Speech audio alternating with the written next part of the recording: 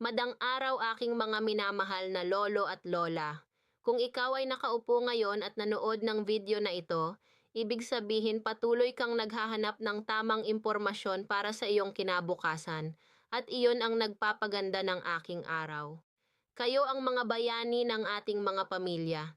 Kayo ang nagpagod, nagsakripisyo at nagbigay ng buong buhay para sa inyong mga mahal sa buhay. Aton may napakahalagang balita tayo tungkol sa inyong 6 Manab Universal Pension. Kung kailan ito darating, sino ang makakakuha at ano ang dapat ninyong gawin bago-mago. Huwag ka nang lumayo pa, manatili tayo. Mga kapamilya, pag-usapan natin ng masinsinan ang pinakaimportanteng tanong ngayon. Totoo ba ang 65,5 universal pension at makukuha ko ba ito sa ika-1 ng Mayo? Sagutin natin ito ng isa-isa. Ano ang universal pension? Ang universal pension ay isang panukala at programa ng gobyerno na naglalayong bigyan ng buwan-araw na ayuda ang lahat ng senior citizen sa Pilipinas. Kayo ang mga bayani ng ating mga pamilya. Kayo ang nagpagod, nagsakripisyo at nagbigay ng buong buhay para sa inyong mga mahal sa buhay. At ngayon may napakahalagang balita tayo tungkol sa inyong 6 na 5 universal pension. Kung kailan ito darating, sino ang makakakuha at ano ang dapat ninyong gawin bago-mago. Kunawa na huwag nang lumayo pa. Manatili tayo. Mga kapamilya, pag-usapan natin ng masinsinan ang pinakaimportanteng tanong ngayon. Totoo ba ang 65 Billy Universal Pension? At makukuha ko ba ito sa ika-1 ng Mayo? Sagutin natin ito ng isa-isa. Ano ang Universal Pension? Ang Universal Pension ay isang panukala at programa ng gobyerno na naglalayong bigyan ng buwan-araw na ayuda ang lahat ng senior citizen sa Pilipinas. Kahit hindi ka miyembro ng SSS, GSIS o kahit anong sistema ng pensyon, ang layunin nito ay simple, walang lolo o lola ang maiwan na walang suporta sa kanilang katandaan. Sa kasalukuyan, ang pinakakilalang anyo nito ay ang Social Pension Program ng DSWD o ang Department of Social Welfare and Development na nagbibigay ng pingbabawat buwan o anim na ₱0 kada taon sa mga indigent senior citizens na iksing taong gulang pataas. Ngunit narinig na ninyong lahat ang usap-usapan ang pagtaas ng halaga patungo sa piso 6. Ang sixth, saan nanggaling ang numerong ito? Ang halagang 6 na rinbot binggo ay hindi basta-basta lumabas.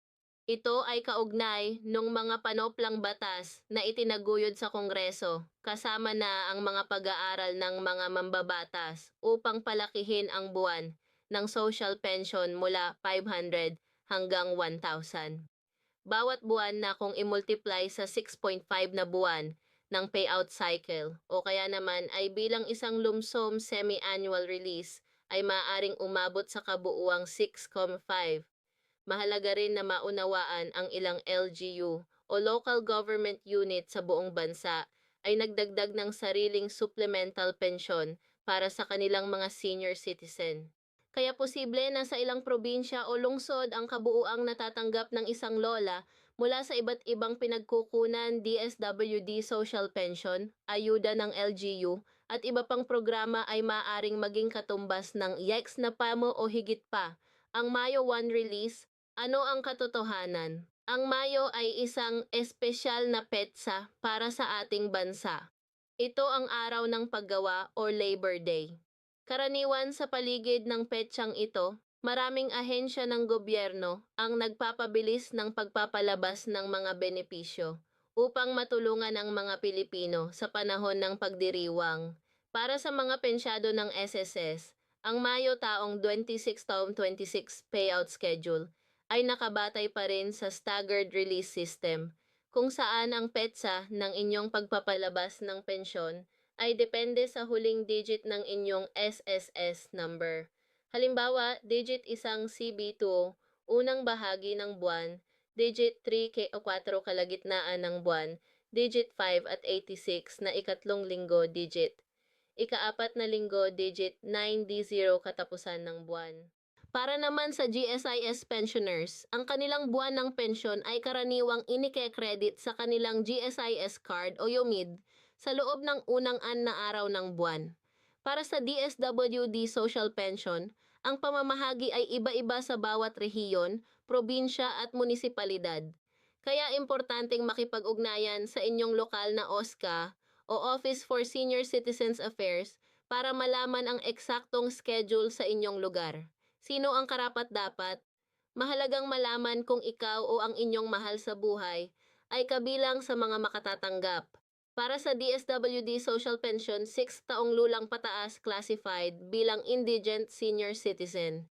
Ibig sabihin, walang regular na pinagkukunan ng kita, walang pensyon mula sa SSSS o GSIS, at hindi suportado ng pamilya.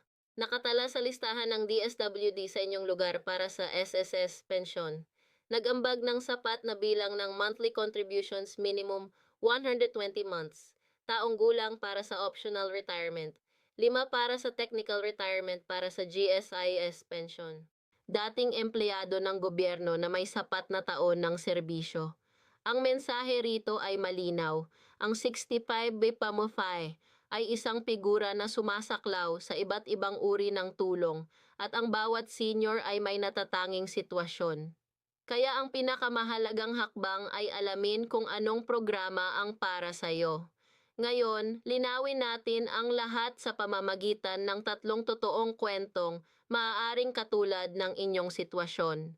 Si Lola Nena ay 52 taon kulang.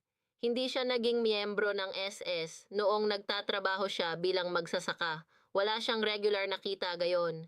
Siya ay nakalista sa DSWD bilang isang indigent senior citizen.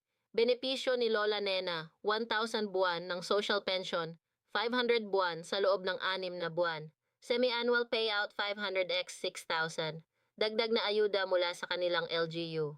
Supplemental 5 kwarto taon ng senior citizen discount at privileges tinatayang 2,000 FIMBA sa gamot pagkain at transportasyon kabuuan sa loob ng isang taon, 6 na DSWD dagdag 2,000 LGU dagdag average discounts, plus ang 6 na 5 na binabanggit para kay Lola Nena. Maaari itong mga hulugan ang isang lump sum release ng kanyang DSWD pension para sa buong taon kung matagumpay ang panukalang pagtaas ng benepisyo sa 65 na siham bawat taon.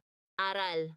Huwag basta-basta maniwala sa isang numerong marinig mo. Alamin kung anong programa ang pinagmumulan nito. Si Tatay Erning ay 6 taong gulang, dating construction worker. Siya ay SSS member at tumatanggap ng buwan ng pensyon. Breakdown ng kanyang SSS pension, Basic Monthly Pension, BMP, 52,2 buwan. Dependence Pension para sa isang anak na minor, 520, 10% ng BMP, Gross Monthly Pension, 5,7 at 20. Naunit mayroon siyang SSS Salary Loan na hindi pa nababayaran. Ang kanyang buwan ng deduction para sa loan amortization ay 820. Net na natatanggap ni Tatay earning 572 sa 820 loan deduction SR4 NABSI na ang met per month. Dito pumapasok ang tinatawag na benefit offset o clawback, isang patakaran ng SSS kung saan ang anumang napipirang utang sa SSS ay ibabawas sa inyong pensyon. Mahalagang aral para kay Tatay earning. Bago mag-one release, suriin ang inyong MySS account online para makita kung meron kayong mga natitirang loan na maaaring mag-offset sa inyong benepisyo. Si Lola Karing ay 70 taong kulang, dating guro ng Depoob ng 20 taon. Siya ay GSIS pensioner. Kanyang GSIS basic monthly pension batay sa kanyang average monthly compensation AMC at years of service. AMC 18,000 years of service, 30 taon computed BMP SAM 0021 approximate batay sa GSIS formula. Dagdag na benepisyo pension differential kung may pending adjustment. PON 5 COLA cost of living allowance 5. Gross monthly pension ni Lola Sing 1,100. Para ma-maintain ang kanyang pension, kailangan ni Lola Karing na kumpletuhin ang kanyang ACOP Annual Confirmation of Pensioners. Bawat taon, kung hindi siya mag-ikop, mapipigilan ang kanyang pensyon aral NAB ay maliit na halaga kumpara sa kanyang buong GSIS pensyon. Ngunit ang bawat pisong natatanggap ng ating mga senior ay kinikita at deserved. Mga lolo at lola, ngayon ay pag-usapan natin ang mga panganib at babala na kailangan ninyong malaman bago ang ika-1 ng Mayo release. Babala number 1, ang AOP, huwag kalimutan. Ang ACOP o Annual Confirmation of Pensioners ay isang taon ng proseso para sa mga GSIS pensioners. Daw ang paraan ng GSE upang ma-verify na ikaw ay buhay pa at patuloy na karapat-dat sa inyong pensyon. Kung hindi ka nag-ikop sa itimakdang panahon, ang iyong pensyon ay otomatikong mapipigilan kahit P1 ay hindi darating sa inyong account. Paano mag-ayop? Personal na pagpunta sa pinakamalapit na GSIS branch sa pamamagitan ng GSIC Card Biometrics Verification Online, sa pamamagitan ng GSIC Zone Portal para sa mga may kakayahang mag-internet. Babala number 2, loan deductions at SELOBA. Tulad ng nakita natin kay Tatay Earning, ang SSS at GSIS loan deductions ay direktang ibabawas sa inyong pensyon. Suriin ang inyong account bago ang release date para hindi kayo magulat sa mas maliit na halaga. Babala number 3, mga scam at manloloko. Ito ang pinakamahalaga. Sa panahon ng malalaking pension releases, dumadami ang mga manloloko na magte-text, tatawag o magpo-post sa Facebook na i-claim ang iyong anime. Dito i-verify ang inyong account, ipadala ang inyong SSS number, magbayad ng processing fee para mapalabas ang inyong pensyon. Mga lolo at lola, huwag maniwala nito. Ang SSS, GSIS at DSWD ay hindi kailanman hihiling ng bayad o personal na impormasyon sa pamamagitan ng text o Facebook. Kung makatanggap kayo ng ganitong mensahe, huwag sumagot. Ipakita sa inyong pamilya. I-report sa NBI Cybercrime Division. Babalamain ang inyong DSWD listahan para sa mga DSWD social pensioners. Kung naniniwala kayong karapat-dapat kayo, ngunit hindi nakatanggap ng anumang payout, makipag-ugnayan agad sa inyong barangay social worker o MSWD office. Posibleng hindi kayo nasa listahan o may napalampas na step sa enrollment. Mga lolo at nanala, alam naming hindi lahat ay sanay sa teknolohiya. Ngunit ang ilang simpleng hakbang ay makakatipid sa inyo ng maraming oras at lakas. Para sa SSS members, gamitin ang MySI, ang MySS portal www.mysgov.ph o ang SSS mobile app ay nagbibigay daan sa inyo na suriin ang inyong monthly contribution records. Tingnan ang loan balance at deductions ay verify ang inyong pension release status. Tip: humingi ng tulong sa inyong apo o anak para mag-set up ng MySS account. Isang beses lang ang pag-set up at makakatipid kayo ng biyahe sa branch. Para sa GSIS members, gamitin ang GSI Zone. Ang GSI Zone www.gss.gov.ph ay ang official online portal ng GSIS kung saan maaari kayong mag-AKOP online. Suriin ang inyong pension records. Mag-apply para sa mga loans o benefits para sa branch visit. Mga practical na tips kung kailangan ninyong personal na pumunta sa SSS o GSIS branch. Dumating bago mag-8 ng umaga, 8 a.m. Mas maaga, mas maiksi ang pila. Dalhin ng lahat ng dokumento, UMID, GSIS card, valid ID at photocopy. Gamitin ang priority lane para sa senior citizens, PWDs at buntis. Ito ay karapatan ninyo ayon sa batas. Magdala ng kasama para may tumulong sa inyo at hindi kayo mawalan ng lakas sa pagpila. Iwasan ang katapusan ng buwan. Ito ang pinakasiksik na araw sa mga branch. Mga minamahal naming lolo at lola, bago tayo magtapos ngayon, nais naming sabihin mula sa kaibuturan ng aming puso, ang bawat pisong darating sa inyong account ay hindi regalo. Ito ay kinikita ninyo. Ito ay bunga ng inyong pawis, sakripisyo, at dedikasyon sa inyong pamilya at sa ating bansa. Huwag hayaang may magnakaw nito sa inyo.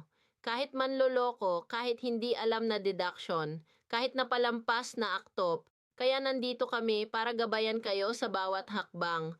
Kung nakatulong sa inyo ang video na ito ngayon, isang malaking pabor ang hihilingin namin. I-share ang video na ito sa inyong mga grupo sa Facebook, Viber o WhatsApp para malaman din ng ibang lolo at lola ang tamang impormasyon. I-subscribe sa aming channel at pindutin ang bell button para lagi kayong una sa pagkaalam ng mga bagong update tungkol sa inyong mga benepisyo. Mag-comment sa ibaba, sabihin ninyo sa amin, taga saan kayo? Natanggap na ba ninyo ang inyong pensyon ngayong buwan? Mahal namin kayo mga lolo at lola. Ingatan ninyo ang inyong sarili at hanggang sa susunod na video. Salamat po. Mabuhay kayong lahat. Yeah.